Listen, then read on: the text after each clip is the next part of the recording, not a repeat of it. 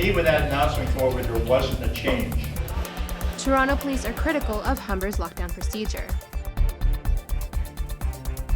A fire in Brampton hits 3 homes and causes over $1 million in damage. The bail hearing for a man accused of causing a fatal Vaughan car crash has been put on hold. Hi, and welcome to Humber News. I'm Christina Romaldo, coming to you from our newsroom here at Humber College North Campus. Toronto police are criticizing Humber's lockdown drill at the North Campus this morning. They say some of the information that students have been given isn't right. We get the details from Nicole Williams. What seemed like a routine test run actually exposed weaknesses in Humber's lockdown procedure. Police say a real emergency lockdown would have a different response from what he saw today. To me, when that announcement came over, there wasn't a change.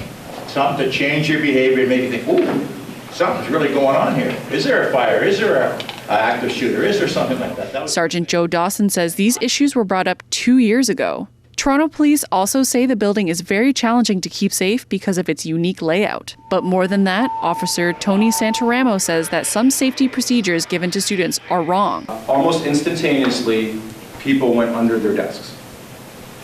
And I thought to myself, Columbine, because that's exactly what the teacher told that class to do. And as a result, a number of those kids died, okay? They're sitting ducks. So I asked them, what would you do? We were told to get under the desks. If I am bad guy, the first person I see are all those people under the desk.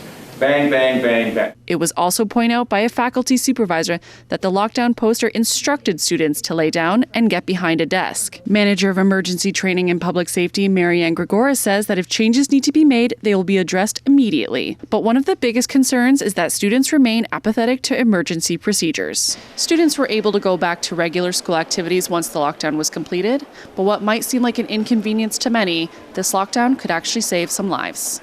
Nicole Williams, Humber News.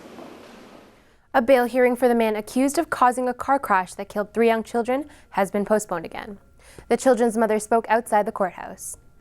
Jennifer Neville Lake, who also lost her father in the crash, told media about her healing process. Ours were wrapped up with our kids. I want to see if it's possible for us to even ever go back. Like, I carried my kids inside me. I held them in my arms. We had to watch them go. But now we can keep them. Now I'm carrying them around my neck. The accused, Marco Muzzo, appeared by video link today, and his lawyer requested to postpone this hearing a second time. Muzzo faces 18 charges, including 4 counts of impaired driving causing death. He's expected back in court via video on November 26th. The Brampton Fire Department is investigating a huge blaze that damaged 3 homes and prompted the evacuation of at least 10 more last night. Peel police were called to a home on Binder Twine Trail shortly before 11 p.m. and found the house completely engulfed in flames. The fire caused damage to 2 vehicles, and crews evacuated several houses in the area. The fire was under control early this morning. There were no injuries. Police say the fire caused more than $1 million in damages. Investigators are looking at whether fireworks caused the blaze. Toronto police have issued a warrant for the arrest of a man suspected of an armed sexual assault case that took place last week. The warrant has been issued for 45-year-old Brennan Wayne Geig. Police say he's armed and dangerous. Geig is wanted in connection with a gunpoint sexual assault that took place at Yonge and Alexander last week. Police say the suspect bound the hands of the victim. They're asking anyone with more information to contact sex crimes. Meanwhile, the Toronto Police Services Board is meeting to work out a revised budget for 2016. It's expected that Police Chief Mark Saunders will ask for an additional $27 million, taking the budget over $1 billion. That's more than 2% higher than this year's budget. San Francisco police have shot and killed a gunman who was firing at a hospital. Police say the gunman fired several rounds before officers opened fire. SWAT units were called in, and streets in the area were shut down as residents were told to stay away. No officers were injured, and there were no immediate reports that bystanders had been hurt.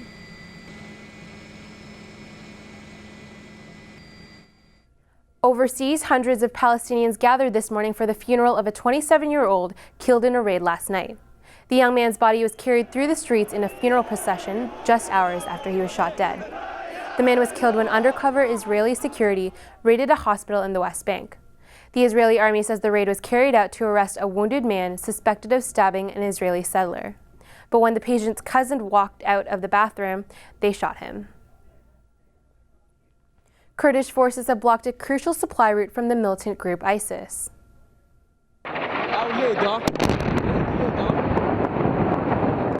The assault began early this morning in an effort to retake the town of Sinjar in Iraq.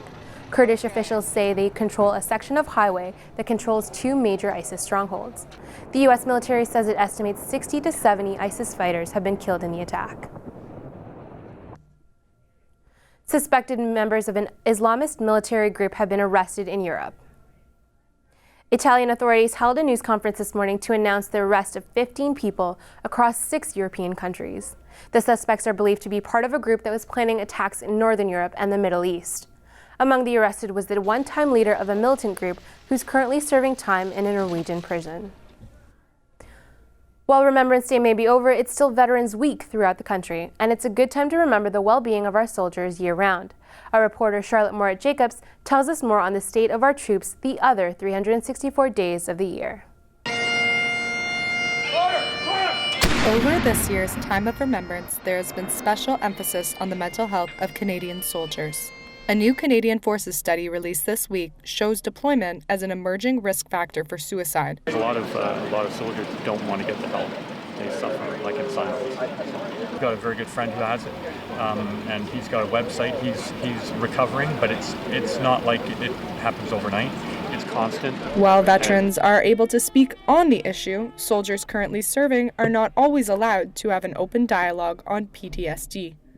The support network within soldiers is very good now. No, I can't answer that question. Okay. While the Defense Minister, Harjit Singh Sajjan, has ordered Canada's military officials to make suicide prevention a priority, soldiers sometimes suffer in silence in fear of removal from the force. Those that do have possible mental issues with relation to their military service, those individuals would be possibly hesitant to bring those forward to the chain of command because they don't want to affect their universality of service and their possible ability to deploy. Sometimes the hardest part about going to war is coming back home. Invisible scars and corporate silence. Only time will tell whether our new Canadian government will further the support for PTSD victims, soldiers, and veterans. Charlotte Moritz-Jacobs, Humber News. Here at Humber, nursing students are looking out for your activities in the bedroom. Christine Tippett has the story. Whether you're going to bed alone or with someone else, there's a few things to take into consideration. Humber nursing students organize a sexual health and sleep health fair today in the LRC. Students came for the free condoms, but stayed for the tips. The organizers talked to students about sexual health and protection. So everyone should be getting tested, using condoms, getting the HB shots, and any other vaccine that would help them prevent to get STIs. A lot of students, are engaging in it right now, and it's better to protect yourself than to get a STI. They also educated students on how to put on a condom and the best way to prevent STIs. Nursing students also educated people about other bedroom concerns. They discussed the benefits of getting a good night's rest. You should have a bedtime routine.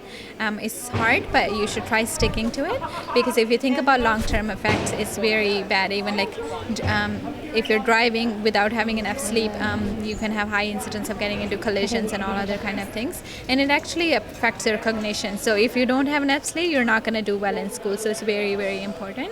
Despite what many students think, both oversleeping and overnapping are detrimental to your health.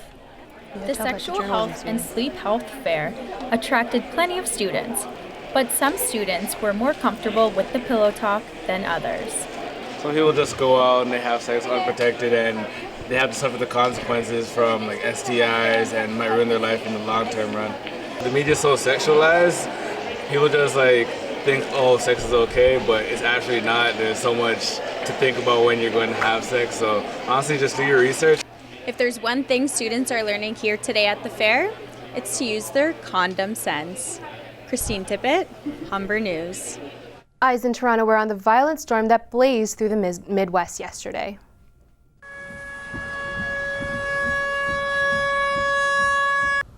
The storm warning screamed out over the Iowa plains as the violent weather system closed in.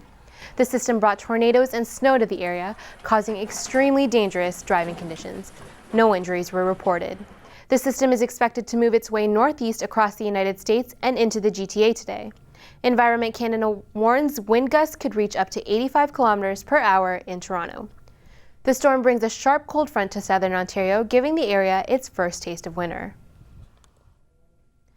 When we come back, we'll tell you what's happening in the world of sports, and Amanda Tuesday will have your 3-day forecast. You might want to bust out your raincoats and umbrellas because it doesn't look like the rain will be letting up anytime soon. But don't worry, I've got you covered. I'll have your full 3-day forecast after the break. I guess it's true what they say, diamonds really are a girl's best friend. But this girl has more than her fair share. A 7-year-old girl in Hong Kong is the new owner of an almost $50 million blue diamond ring. Her father bought it for her. This one broke all records for being the most expensive diamond sold at auction. A couple of weeks ago, her dad bought her a rare pink diamond. That one was worth about $30 million. We'll take a short break, but for now, we leave you with this. Hot dog, we have a wiener. A skateboarding bulldog has set a new Guinness World Record. Otto the dog skateboarder successfully bolted through this tunnel made up of his 30 best friends. The little guy was really hot dogging it, with crowds of supporters cheering him on. A little stumble at the end, but Otto pulls through for the record. This pup is not having a rough day.